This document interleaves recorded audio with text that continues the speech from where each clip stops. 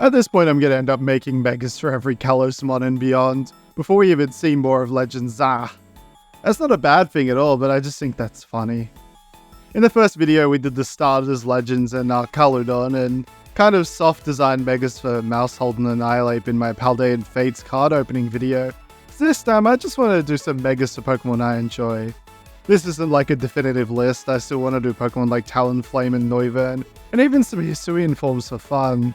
But for now, here we have a hearty mix of Pokemon that I think will get some Megas, and some predictions for what designs I imagine they might have. Let's start by righting a terrible wrong, Mega FLYGON, but in a form that I reckon we might get. We've had Megas X and Y, so why not Z? Or if I may coin the term, MEGAZ. No! I know you're there snickering at me, shut up. It's cool, okay? So Mega Z are a different spin on the usual designs, so let me show you with Mega FLYGON Z. I'll be honest, these probably won't happen like this in the game, seeing as X and Y Megas don't look that much like Xerneas and Yveltal, except for some coloration differences. But Megas get a design aesthetic from Zygarde themselves, blending different parts from the Mecha Serpent and adding the different cores that glow with the green and blacks. For the two Megas on this video, I like the idea that both sort of play off the angle of Zygarde being an ecosystem protector, so both of them gain energy from the environment. FLYGON being a sort of wind generator and the next one a solar power generator. Fitting as Legends ZA is going to be about finding that balance, probably for the sake of the environment itself as well. As you can see, Mega's FLYGON becomes almost like a jet shape with turbine legs and its eye bubbles becoming more like a plane cockpit itself. And don't worry for typing, I changed it to Bug Dragon. Oh, imagine if I kept a Dragon Ground to fit in with Zygarde, the community would have probably destroyed me.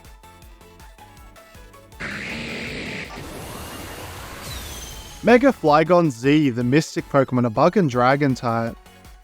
Reacting to the call of Zygarde, FLYGON Mega evolves, utilizing some of the cells from Zygarde themselves. Its wings generate power from the wind to enhance its speed and attacking ability. It never needs to stop when strong winds blow.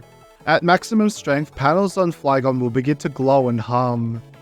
FLYGON protect the desert with great pride. If someone was to litter in the desert or cause chaos, they'll find a mysterious giant sandstorm moving swiftly towards them. If caught in this sandstorm, the person will never be seen again. Pokemon caught in the sandstorm are never hurt. FLYGON has the ability Wind Rider in this form. So our next Megas candidate is, as I teased, solar powered, and who else but the wonderfully designed Heliolisk. Give me your money. I love this Pokemon. Well, I love many of the Kalos Pokemon designs, but this one just speaks to me. When I used to play battles with my friends, my Heliolisk named Mr. Shocky would absolutely wreck shop. Probably because it was fully EV trained unlike everyone else's Pokemon, but that don't matter. This design, I wanted it to look a bit like Heliolisk was a satellite disc and one of those sort of space solar panels all rolled into one. It can control the size of the frill by opening it up in increments. I really like the idea I had of when the frill is down fully, it looked like this cyberpunk cloak over the body of Heliolisk itself. This Heliolisk is taller and more techy with those cool glowing cores that Zygarde has, and gets the electric dragon type here with lightning rod for the ability. It'd be a bit of a powerful force to be reckoned with and could be switched in on electric moves to really power it up to dangerous levels. Comment if you like the idea of Megas and want to see more of these Z forms as well.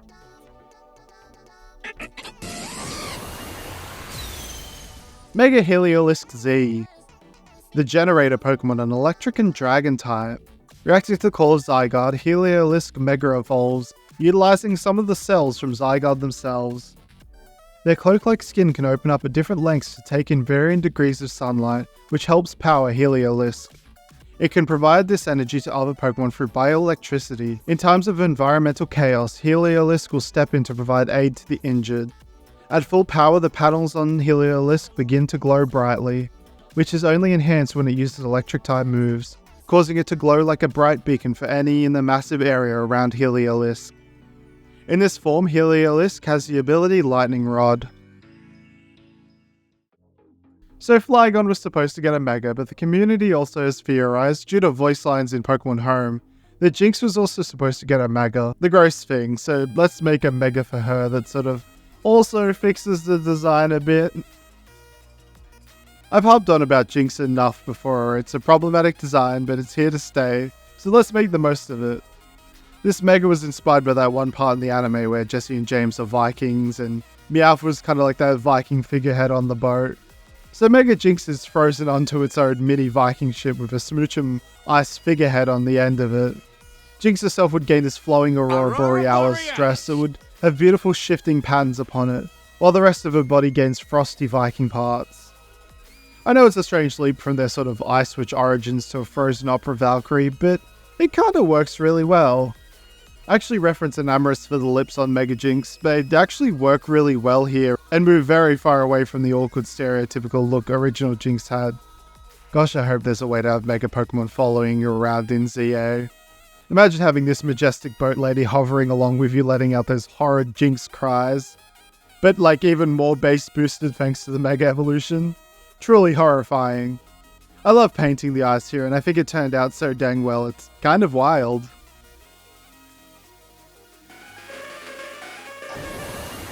Mega Jinx, the human-shaped Pokemon, an Ice and Psychic type. Reacting to the Jinx side allows Jinx to Mega Evolve. Its voice is beautiful yet chilling and causes anyone who hears it to become frozen. The icy boat-like shape Jinx sits atop is actually frozen to their feet, and so it uses psychic powers to move itself about. Many say that this is the reason why the songs it sings are chillingly melancholic. Even on hot days, Jinx keeps the air around themselves cool to almost sub-zero temperatures. It's dangerous to stand near Jinx even when it isn't singing. If enraged, its voice becomes shrill and capable of shattering glass. In its form, Jinx has a new ability called Chilling Voice, where this Pokemon's sound-based moves become Ice-type. Our next Mega is another of my fave Pokemon, is Goodra. Honestly, I don't think Goodra will get a Mega with it getting a Hisui form, but one can dream. This Mega I wanted to play up the Hisui form a bit, giving it back that big shell, but not in the same exact way. This time it keeps its gooey exterior, no iron shell here, instead Goodra sits upon its tail, while the tail just leaks constant horrid toxic sludge.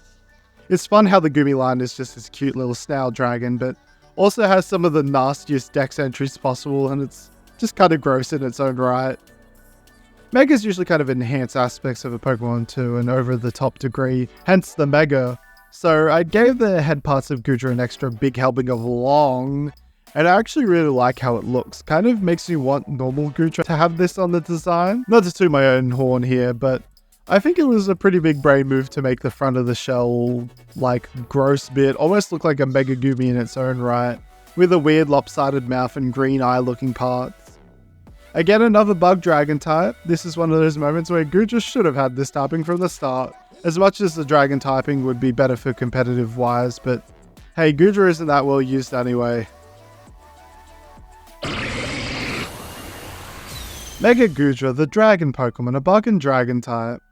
Reacting to the Goodra Knight allows Goodra to Mega Evolve, causing it to leak a toxic fluid from the pores on their body, increasing their defenses. Their large tail contains their organs, including a brain that is massively increased in size, giving it great tactical powers in battle.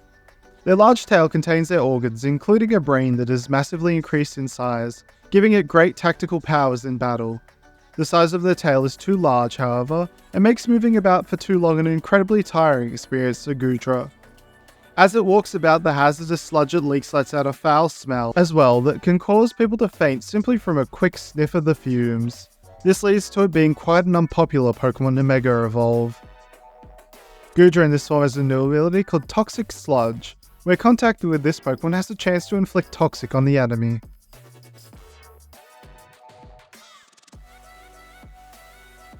Next, let's jump to one of the royalty of Kalos, a darling that has showed up constantly since then. No, not Greninja, but Aegislash, a banger design and one that has started showing up as this bizarrely big-brained Pokemon battle judge ride Pokemon, which makes me think, will this be our flying Pokemon for ZA? But also if it continues the trend of using Pokemon with forms or new Evos, then it won't be them. My idea for the Mega was keeping the sword almost exactly the same, save for the crown. and taking a page from the drip that Cyrano has in Blueberry Academy with that scarf. A secondary sword, maybe? No, that hand is coming straight from the shield, baby. Parental bond Aegislash probably sends waves of fear through the community, but I love the idea of the shield getting its own full consciousness. Maybe from the second sword in Doublade and the two working in tandem. In the art, they are sort of leaping at the camera, arms interlinked. One of them will probably yeet the other. I feel like a Mega for Aegislash goes a couple of ways usually. More swords or it becomes a full-on knight, which is also cool, but I wanted it to be silly. I love the idea of the shield having its own goofy little personality. Mega Aegislash is a royal sword Pokemon, the Steel and Ghost type. Reacting to the Aegis-side allows Aegislash to Mega Evolve, transforming their shield into a separate entity inspirited by another. The two work in tandem. Both Sword and Shield are able to share the mind of the other, allowing them to both know exactly how to strategize together. Rarely are they ever out of sync. The Shield is incredibly defensive of their sword, and will jump in front of the blade. This sometimes can end badly for the Shield. The two never link like in their normal form, as their speed is no longer hindered by the other's weight. Aegislash in this form has an ability called Tandem Arsenal, where each weapon attacks one after the other when a move is used.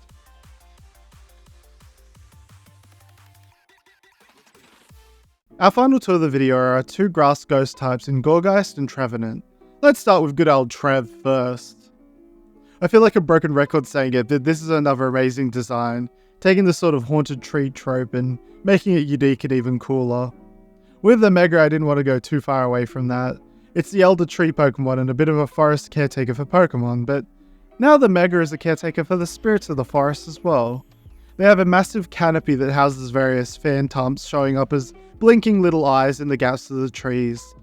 I had a funny idea where in battle they'd always stare directly at the camera into your soul. The rest of Trevenant itself becomes much larger and a bit white, getting older in age, which the tree can't keep up with as more of the shadowy mass beneath grows, and it's showing as well as multiple extra eyes peeking out. To play up the creepy aspect for this design, I added a bit of asymmetry to the arms, one splitting off from the arm into two parts, which really helps make it look a little weird and uncanny. It's funny, even while trying to make this look off-putting, the design for Trevenant just is a bit of a cutie and sweet looking. Honestly, this says a lot about the Pokemon design aesthetic itself more than anything I'd say. Mega Trevenant, the Elder Tree Pokemon, a grass and ghost type. Reacting to the Trevenite allows Trevenant to Mega Evolve. It contacts more spirits of the dead and brings them all to bolster the body of Trevenant. The more the target against Trevenant has done misdeeds, the larger and more vengeful this Pokemon will be. Within the top branches of its head, smaller Pokemon will live within and be protected by the spirits of Phantoms. Trevenant has no need to attack sometimes when the Phantoms are enough. It can summon risks to entangle foes, and with enough power can even destroy steel by constricting it. Trevenant will destroy buildings intruding on their forest. Trevenant in this form has the ability Cursed Body. Gourgeist is so goofy and a fun design, and the fact it comes in different sizes is a gimmick that doesn't hold up as much nowadays, but was awesome till the size difference was a staple in the series. I prefer Pumpkaboo for the little bat look it has, however. For Mega Gourgeist, I went full-on Pumpkin King for the design. The gourd becomes a full-on massive jack-o'-lantern engulfed in spooky flames. Well, not so spooky as this form becomes grass fire, ditching the ghost type. Noops. Pumpkaboo bursts out of the top of the pumpkin and now has a bit of a candle look to them. The roots, hair, whatever, they're now becoming a fancy little bow, and the hair becomes sassy and a little demonic. It almost looks a bit like a vampire welcoming you into its home, or some kind of Hotel Transylvania concierge-looking creature. I can just see the 3D model having these billowing flames that would increase to massive levels when doing attacks. I was quite surprised to learn that Gourgeist is a physical attacker, as it gives off such special attacker energy. Even in all of its size differences, that stays as a staple to the Pokemon. You're a strange one, Gourgeist, but I love you.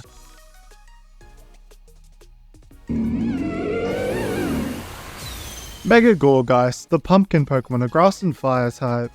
Reacting to the Gourgeist allows Gourgeist to Mega Evolve. Their body bursts into a searing flame that is controlled by Gourgeist himself.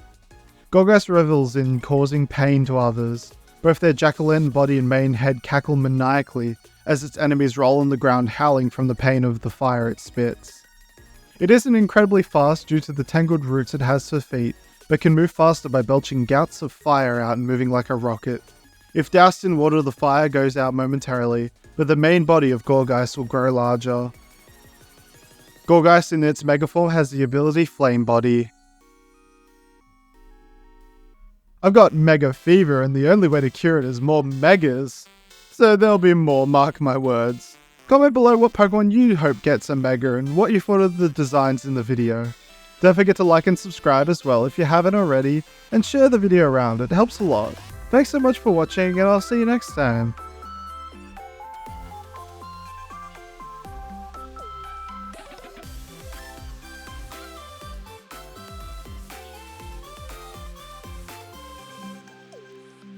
Well, then why is she called Aunt Fanny?